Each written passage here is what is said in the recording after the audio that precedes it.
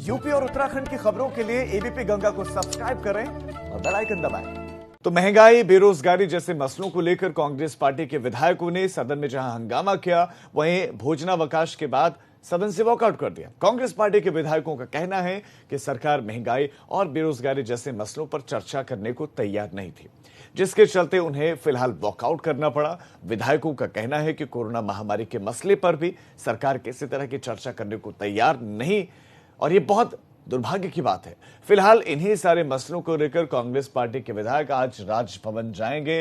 राजभवन में वो राज्यपाल से अब अपनी शिकायतों को साझा करने वाले हैं, बताने वाले हैं, क्योंकि सदन में उनको लगता है कि उनकी आवाज को सुनाने गया, सदन में उनकी बातों को सुनाने गया। और उन्होंने कहा कि जनहित के हम 4 प्रमुख विषयों पर सदन में कार्यस्थगन के रूप में लाना चाहेंगे। वो विषय उनके थे कोविड और आपदा। इन दोनों को आपदा की दृष्टि से एक मानकर और आपदा के रूप में लेकर आना, कानून व्यवस्था, रोजगार, बेरोजगारी, महंगाई।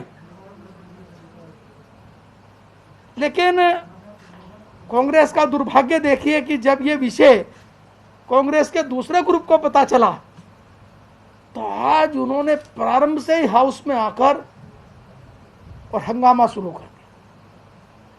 हमने कहा कि कार्य मंत्रणा समिति में इसलिए तय किए गए 4 विषय चूंकि जिसके उत्तर ठीक प्रकार से आ जाएं। और इस खबर पर रवि कैंतुरा हमारे संवाददाता हमारे साथ जुड़ गए। रवि, करीब 11 बजे बताया जा रहा है कि डेलीगेशन मिलने के लिए पहुंचेगा। कौन कौन इस डेलीगेशन का हिस्सा होगा? चूंकि 2 खेमे इस वक्त जो दिखाई देते हैं कांग्रेस में, तो क्या हरीश रावत होंगे या प्रीतम सिंह की अगुवाई में डेलीगेशन जाएगा, और कौन कौन जाने वाला है राज्यपाल के पास आज? जी देखिए राजीव, जिस तरीके से नाराजगी है कांग्रेस के विधायकों की कि उनकी बात को नहीं सुना गया और कई मुद्दे थे जो जनहित से जुड़े हुए थे, तो इसी को लेकर आज राज्यपाल से 11 बजे मुलाकात करेंगे। जहां तक विधायकों का सवाल है तो कल जो प्रदेश अध्यक्ष है कांग्रेस के, वो काजी निजामुद्दीन, जिन्होंने इस बात को उठाया कि हमें राज्यपाल के पास जाना चाहिए, विधायक हैं, और जो तमाम और विधायक हैं, तो सभी लोग संयुक्त रूप से आज राज्यपाल से मुलाकात करेंगे। हरीश रावत का अभी तक ऐसा कोई कार्यक्रम नहीं है कि वो इसमें शामिल होंगे या नहीं, लेकिन जो विधायक हैं वो आज ज़रूर राज्यपाल से मिलने जा रहे हैं। सीधा सीधा आरोप है सत्ता पक्ष पर कि जो कोविड का जो दौर है उस पर उनको चर्चा करनी थी, उस पर चर्चा करने के लिए विपक्ष को समय नहीं दिया गया।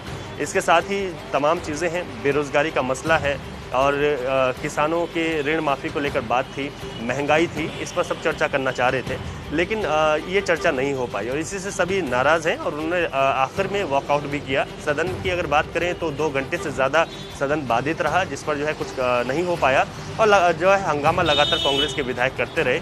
इस हंगामे की शुरुआत तो पहले ही हो गई थी राजीव, क्योंकि जैसे ही जब कांग्रेस के विधायक कल विधानसभा पहुँचे थे तो ट्रैक्टर में पहुँचे थे और ये विरोध था कि किसानों का जो है अहित सरकार कर रही है और किसानों के बारे में नहीं सोच रही है। किसान आज मजबूर है, दुखी है और इसी वजह से वो ट्रैक्टर को लेकर एक ये संकेत लेकर जो है कल विधानसभा पहुंचे थे।